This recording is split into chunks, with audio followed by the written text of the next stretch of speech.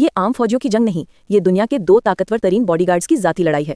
Sudan में जो कुछ हो रहा है वो सिर्फ दो फौजी धड़ों का टकराव नहीं, बल्कि ये वो गैरमामूली कहानी है जहां एक ही हुकूमत के दो ताकतवर जर्नेल सिर्फ इक़्तिदार की खातिर अपने मुल्क को तबाह कर रहे हैं।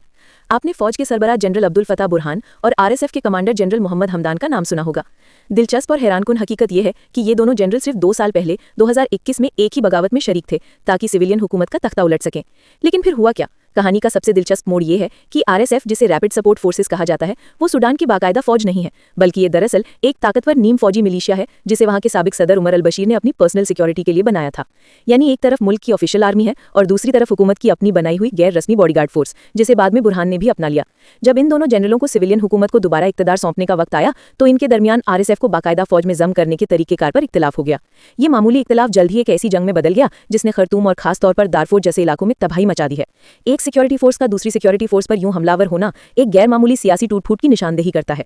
मेरे ख्याल में सूडान में बुनियादी मसला हमेशा ताकत की इजारादारी का रहा है, जहां जमहूरी इदारों को मजबूत करने के बजाय हमेशा ताकतवर अशखास को तरजीह दी गई है। क्या आप समझते हैं कि जब तक सूडान में कोई एक सिविलियन हुकूमत इन दोनों को यकजा या गैर मुसल्लह नहीं कर देती, तब तक ये मुल्क यूं ही अंदरूनी जंग का शिकार रहेगा?